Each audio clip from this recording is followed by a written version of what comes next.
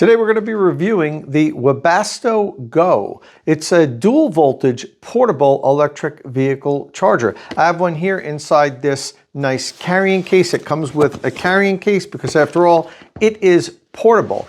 Let's open this guy up, see what comes inside the case.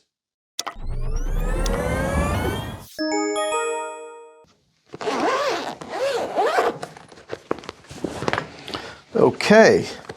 This is the body of the unit. It's got a nice 20-foot long cable and a J1772 connector. Over here we have a mounting cradle. This gets mounted to the wall, so you can have this hanging on the wall and use it sort of as a permanently installed, I guess pseudo-permanently installed charger, and then take it with you on the occasions that you need it to be portable. And these are the two adapters that plug into the unit that allow you to charge your vehicle from either a 120 or 240 volt source. This adapter here is for 120 volt. That's a regular household outlet. This here is a NEMA 515 regular household plug. This plugs into any standard household outlet here in North America, and the top of the adapter snaps into the unit. Over here we have the NEMA 1450 plug. This is a 240 volt plug, and again, it snaps into the top of the unit this way, and this allows you to charge from a NEMA 1450 outlet, which is 240 volt. Now, if you have another type of a 240 volt outlet plug configuration, like a NEMA 650, for instance, there's adapters you can buy online that would plug into this, and then that would plug into the outlet. So you don't necessarily need a NEMA 1450 outlet to be able to use this on a 240 volt outlet. There's adapters that you can get online for that. Okay, what else do we have in here? Just, I guess, sort of a rudimentary installation guide. There's really no installation needed. You just plug this into the unit and you plug it into the wall, but they give you little instructions here. And then also, we have two little screws in the bag here. Interesting that there's no drywall anchors. They usually at least include a few drywall anchors. And that's so that you can mount the mounting cradle to the wall. And then the unit snaps into that, which we're going to do next. So why don't I first go over all of the key features for the Webasto Go, and then we'll talk about how it mounts and how you use the unit. The Webasto Go currently costs $549. The dimensions of the body of the unit are 12.6 inches by 9 inches by 3.4 inches. When it's inside the case with the adapters, it measures 12.5 inches by 12.5 inches by 4 inches. This is a 32 amp unit. When plugged into a 240 volt outlet, it can deliver up to 7.7 kilowatt to your electric vehicle. It has a 20-foot cable. It weighs 8.6 pounds. It uses the J1772 connector, which is the connector that all electric vehicles in North America, besides Tesla vehicles, currently use. It has a NEMA 6 enclosure, which is a very good NEMA rating. We're going to talk about that later. The operating temperature for the unit is 122 degrees Fahrenheit to negative 22 degrees Fahrenheit. It is UL listed, so it is safety certified. It comes with a 2-year warranty, and the unit is made in Mexico. This video, as well as all of the videos here on State of Charge, is sponsored by Qmerit. Once I've helped you decide which electric vehicle charger you're going to buy, then follow the link in the description of my videos and have Qmerit install it. So while the Go is a portable charger and has this nice nifty carrying case and the different adapters, a lot of people will find that they'll use this as their daily charger.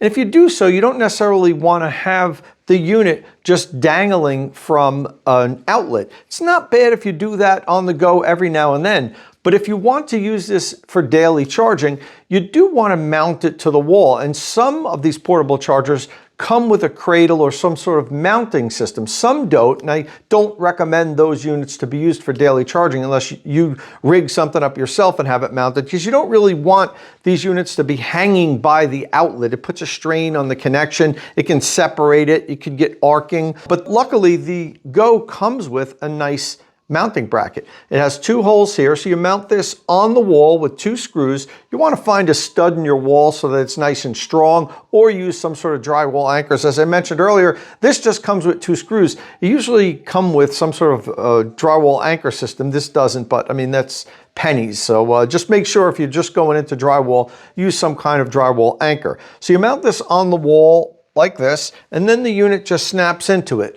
So let's do that now and take a look at what it looks like up on the wall. So once you've mounted your bracket onto the wall, you then take the body of the unit and it simply snaps in nicely there, and it holds it nice and tightly on the wall. Now, one thing I noticed is there's no sort of connector holster or cable management system with this unit, and that's a little bit of a problem for me. I wish that they included something. If it's meant to be mounted and permanently hung on the wall like this for some users, it would be nice if they included a connector holster and cable management. You don't want the cable just hanging on the floor, and honestly, I guess you would just drape it over there and loop the cable around and leave it like that. It's not the best way to really manage your cable. So what I recommend is, if you do want to use this as your daily charger, get some sort of a connector holster and cable management system. I like this one here by Lectron. I think it's about $18 or $19. It's available on Amazon. I'll drop a link in the description of this video if you want to buy this. So I actually use this frequently for my chargers when I do reviews, when they don't include some sort of a cable management or a connector holster. So let's take a look at that once I mount it on the wall. Okay, so here's the connector holster and cable management. You see how it's nicely wrapped around there? It just keeps things nice and neat in your garage. You never really want to have your cable just laying on the floor of your garage because someone could trip over it. It can get damaged. It's just better policy to have it hanging on some sort of a cable management system up off of the floor. Okay, so now, as you can see, it's not plugged in. And what you want to do is take one of your adapters. Let's say we're going to use our NEMA 1450 adapter. And that snaps into the top. So as you can see, the plug is well above the unit. Now, a lot of people mount their NEMA 1450 or even household outlets sort of like waist level or even lower. So it's a little bit of an issue with this type of a unit because it's going to be way down here. So if you already had an outlet installed, you're probably going to mount this way down on the ground lower. If you haven't installed an outlet yet, and you're going to install, say, a NEMA 1450 outlet to use this unit, I'd have my electrician mount the outlet sort of at shoulder height up here. That way the body of the unit is going to be mounted down here. It's not a big thing, but if you don't have the outlet already installed, you might want to have it a little bit higher just so this unit isn't really way down on the floor. It's not going to affect its usability. It's just going to affect you. You have to bend over every time you pull it out of the cradle to take it with you if that's what you're going to do. Household outlets, chances are you've already had them installed somewhere. So in that case, if you're using it with a household outlet, it's probably going to be down lower. The good thing is you can put your connector holster and cable management system anywhere. So while the unit could be down here, this can be up at nice, shoulder height, so it's easy for you to holster the connector and not. Part of the reason why you want to holster your connector is that the pins here can get fouled from dust and dirt, and there could even be a mist in the air in humid days. You don't really want your connector exposed to the elements all year round. Over time, it could foul the pins. So it's always good when it's not in use to have it holstered somewhere, and this is protecting the pins on the inside of the connector, and it'll last longer. I noted in the key features that the Webasto Go uses the J1772 connector. This connector will charge any electric vehicle sold in North America, even Teslas, although with Tesla vehicles you need to use an adapter. Tesla uses a different connector than the rest of the electric vehicles sold in North America.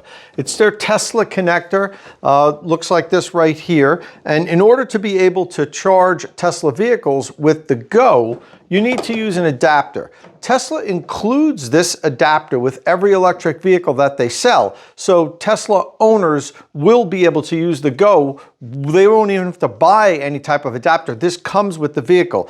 You simply snap the adapter on and plug it into the Tesla vehicle. Now, I'm spending a little extra time on this subject with this particular charger because I had noticed on one of the Amazon reviews, a person said that they bought this to charge their Tesla and it didn't work. It kept faulting, or there was some kind of error, and then they contacted Webasto and they kind of didn't give them a clear answer and just said that, you know, we can't comment on whether it'll work with vehicles that need adapters or something like that. And that seemed odd to me because I know people charge Tesla vehicles with this Go here. I actually have done it in the past, and that's because the Webasto Go is actually the standard charger that comes with the Ford Mustang Mach-E and the Ford F-150 Lightning. And I own a Ford F-150 Lightning, and I've charged Tesla vehicles with my portable charger out of the Ford Pro Power onboard system that allows the truck to offload power. You could do whatever you want with it. You could do power tools or whatever, but you could also charge electric vehicles. And I've done that with mine, and I never had a problem with it. So it was interesting for me to read that in the comments. So just to be safe, I had my friend bring his Tesla Model 3 over, and I charged it up for many hours using this unit. It never faulted. There was no kind of issue. So I'm thinking that that person that posted that comment had some sort of an individual unique problem. Maybe his adapter was failing, maybe there was some other kind of issue with the vehicle or not, but I can pretty confidently say that if you have a Tesla vehicle, you can use the Go to charge your vehicle without having any problems. So if you come across that comment on Amazon, I wouldn't worry about it. I've really tested this thing out and it works fine charging Tesla vehicles. Now, in addition to using it to charge that Tesla, I've also used it to charge my Ford F-150 Lightning, my Rivian R1S, a Ford Mustang Mach-E I had on media loan for a week, and my friend's Hyundai Kona EV. And there were never any problems. The charger worked perfectly. It delivered the full 7.7 kilowatts, and I used it for many hours over the course of the last 3 weeks without any type of power interruption, overheating, anything like that. So the unit works fine. So next up, let's take a look at the automatic restart test to make sure the charger will automatically restart if there's some sort of a power interruption while it's charging an electric vehicle. All right, so to simulate the power outage, what I do is have the car plugged in and charging, and then I'll shut off the circuit breaker, killing power to the circuit. I'll then turn the circuit breaker back on and test to make sure that the charger resumes charging. Not all chargers do. Every now and then we come across chargers that once power's been killed to them, they remain in a fault state. And that's a problem if the power temporarily goes out overnight while you're sleeping. You wake up in the morning and the EV isn't charged. But in the case of the Webasto Go, it worked fine and immediately started charging the vehicle once power was restored. Next up, let's do our cable deep freeze test. I put the Webasto Go in this freezer 24 hours ago to deep freeze it for a full day. We do this test to simulate how the unit will perform if it's outside in the winter in very cold temperatures. And it's very cold in there. This is a commercial ice cream chest, so it gets well below 0 degrees Fahrenheit. Let's see exactly how cold it is in there now. Negative 15.5 degrees Fahrenheit. So yeah, pretty cold in there. So now I'm going to take the charger out. We'll see how well the cable performs.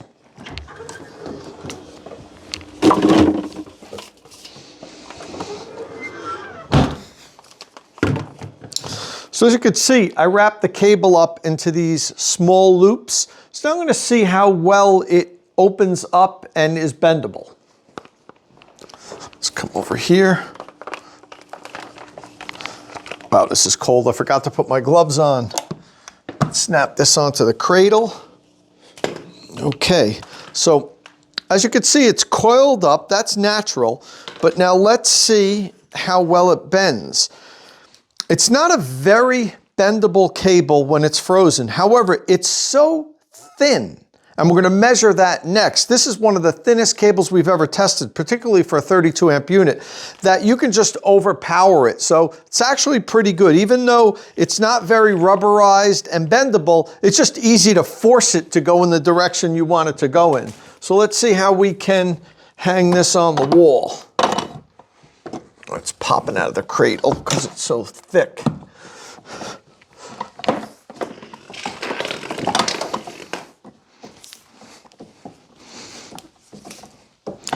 Okay, well, you know, not fantastic, but pretty good. This is definitely a pass for the cable deep freeze test. And it's really based on the fact that it's just such a thin cable, you can just have your way with it and make it go in the direction it wants to go. And it's still, as you can see here, is frozen. So it wants to kind of remain in those small loops, but it's very easy to manipulate because it's so thin. So this is definitely a pass. So while we have the unit here all frozen up, let's do our connector drop test. We drop the connector from about chest high 5 times to see if a frozen connector is going to crack if you drop it on the ground.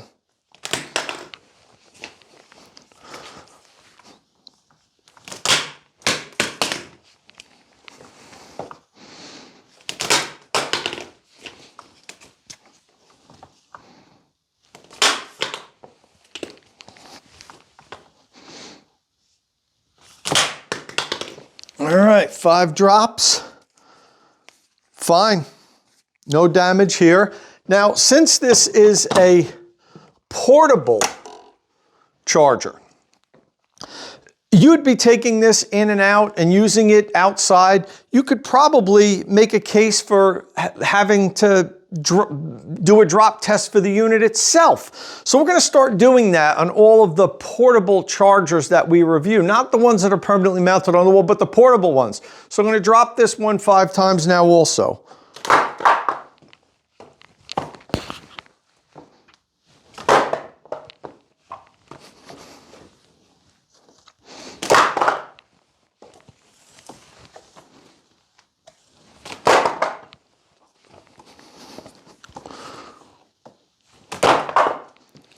All right, now let's take one of the adapters here. I have the 120 volt adapter.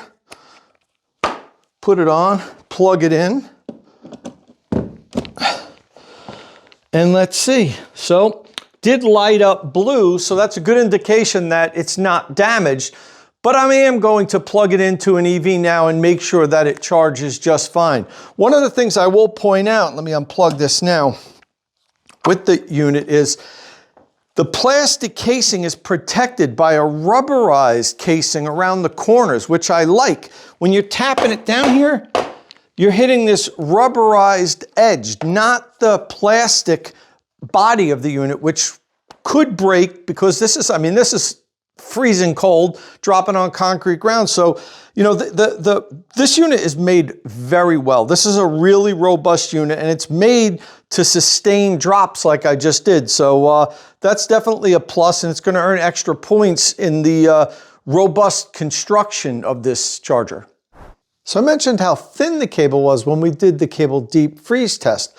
I just measured it, and it's 11.7 millimeter, making it the thinnest cable of any charger that we've ever tested here in the State of Charge Garage. And that's really good, particularly because it's a portable unit, it's lighter, it's easy to manipulate, and as you can see, it works very well in cold weather applications. Okay, so next up, we're going to do what we call our submersion test. The Webasto Go is IP67 rated. That's equivalent to a NEMA 6 rating for weatherproofing. That means that it's waterproof, not just water resistant, and it should be able to be submerged in up to 3 feet of water for up to 30 minutes. So that's just what we're going to do. I'm going to dunk this in a bucket of water and let it charge my EV for half an hour to make sure that it holds up to its IP67 weatherproof rating. Now, those of you that follow this channel may have seen the last review I did of a portable charger that was supposed to be IP67 rated, the Pair Gear. That failed our test, and almost immediately when we dunked it in water and turned it on, it shorted out and the unit was ruined. So let's hope that doesn't happen with the Webasto Go. So I got the unit ready, plugged in my NEMA 1450 adapter, and then I plugged it into a NEMA 1450 extension cord that I have and proceeded to lower the unit into a bucket of water. You can see the blue lights lit there. However, as soon as it went under the water, I could see bubbles coming out from where the adapter is, and look, already it's red. So I pull it out of the water, It's faulted, it's not charging, and unfortunately I didn't even have time to plug in the Rivian. So I opened it up, I pulled the adapter. You can see how tight that fitting is. I'm surprised water got in there because it is tight. But as soon as I opened it up, I could see there's water inside there, there's water on the adapter end, and water penetrated the seal. All right, well, that was less than ideal, but there is good news.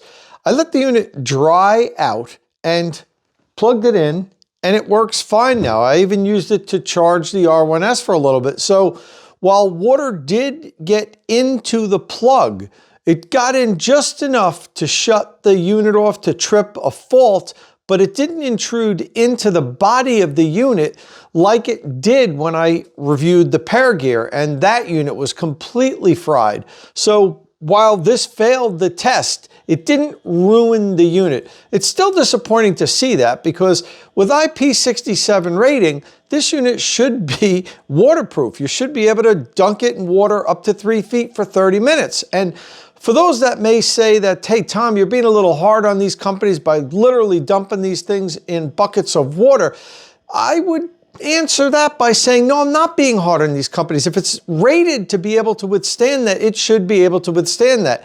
And on Webasto's website, they literally have a fact that says, what happens if it falls in water? And their answer is, well, nothing will happen because it's rated to be able to withstand water submersion. You won't have any trouble. As you can see, we had a little bit of trouble here. So something is either wrong with the specific unit I have, which probably isn't the case, or it's not quite as watertight as it should be. All right, well, that's pretty much it for the review.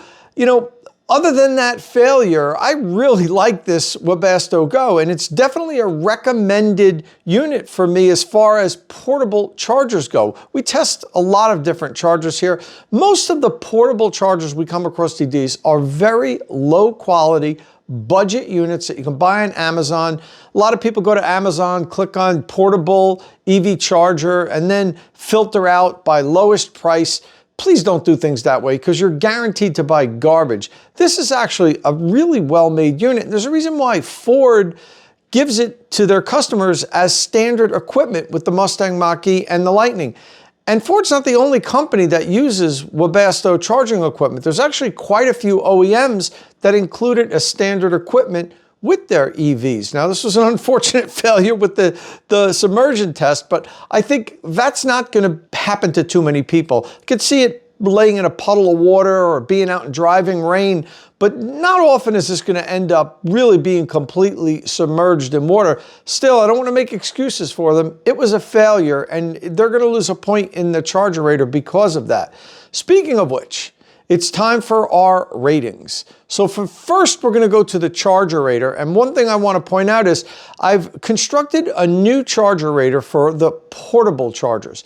The fact of the matter is the original ChargerRater that I have really was designed to rate the wall-mounted, permanently installed chargers, not really the portable chargers, so it wasn't optimized for that. So I made some tweaks, and now I have a new ChargerRater that we're going to be using just for these portable chargers. This is the first one that's using this new point system that's made specifically for portable chargers. And with that, let's take a look at the ChargerRater and see how the Webasto Go did. Okay, first up, let's take a look at the cost and value category. The Go costs $549, so it loses a point for that. As far as value goes, I really use this value category to judge it against other chargers in its class. And for that, it's expensive. It's more expensive than the average 32 amp portable charger. It's going to lose another point for that there and finish up the cost and value category with 13 points. Next up, let's take a look at the power and weatherproof rating category. Okay, the first line here is max charging power. The Go can deliver up to 32 amps. It gets no points for that. Does it have adjustable power? It does not. So again, it gets no points. The weatherproof rating.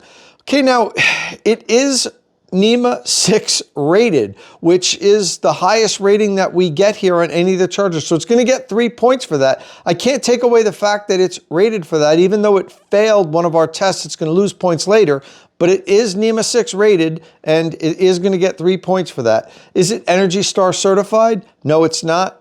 Did it pass the automatic restart test? Yes, it did, so it gets 1 point for that. And it finishes up the power and weatherproof rating category with 19 points.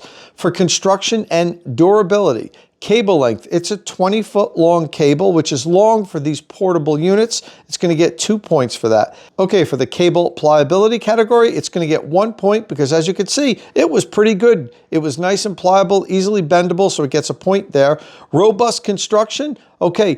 Here's where it was going to get an extra point because I think overall this unit is made extremely well, especially with the rubberized casing around it so it can drop and accept being dropped on the floor and even, almost misused. It seems very well made.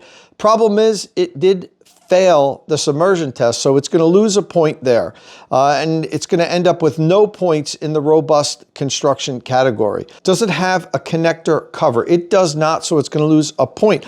A lot of chargers have a rubberized cover that slides on and over the end of the connector. Now, we don't have this as a line item for our regular ChargerRater, but for the portable chargers, I think it's important because these are going to be outside. People are going to be using them, taking them different places, and it's good to be able to cover the end of the connector to keep those pins safe. Does it have a connector holster? It does not, so it's going to lose another point there and finish up the construction and durability category with 16 points. Okay, for convenience and portability, does it have a carrying case? Yes, it does, and it's supplied. It's not just optional, so it gets 2 points for that. Is it a dual voltage unit? It is, and it includes both adapters. Sometimes these dual voltage units don't include both adapters. They make you pay for one. This has both the 120 volt and 240 volt adapter included, so it gets 3 extra points for that. Does it have a digital display screen to show you things like the kilowatt draw or total kilowatt hour delivered? It does not, so it's not going to get any points there. Okay, as far as wall mounting, does it have some sort of a cradle or wall mounting system? Yes, it does, and it is supplied. It's not optional, so it gets 2 points for that. For convenience and portability, the Webasto Go ends up getting 22 points. Safety certified and warranty category, is it safety certified? Yes, it is. Doesn't get any points for that. You can only lose points if it's not safety certified. And you take a big hit, you lose 5 points if the unit isn't, but the Webasto Go is safety certified. It's UL listed, so no loss of points there. And as far as the warranty, you get 1 point for every year. The Go has a 2-year warranty. A little disappointed by that. I prefer when the units have a 3-year warranty, but this has a 2-year warranty, so it gets 2 points, finishes up safety certified and warranty category with 17 points. That gives the Webasto Go a total of 87 points on our ChargerRater.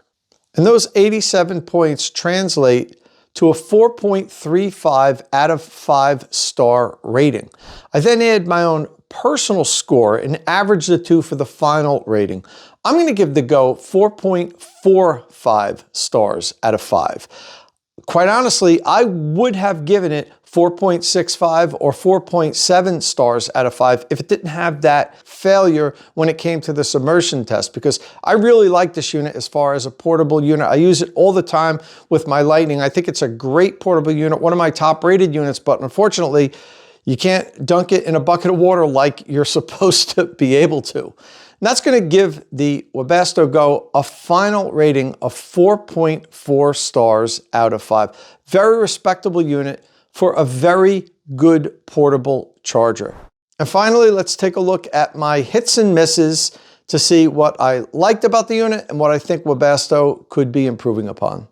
First off, let's start with the hits. I like the fact that it is a dual voltage unit and has both 120 volt and 240 volt adapters included. I think any portable unit that you buy for your EV should be both 120 and 240 volt compatible. I like the cold weather performance. It did very well in the cable deep freeze test. The connector passed the drop test. The body of the unit passed the drop test. This is good for cold weather performance. And quite honestly, the robust construction, other than the fact that somehow water seeped into that adapter and faulted the unit out, other than that, the unit is built very well. I use this all the time with my Ford F-150 Lightning.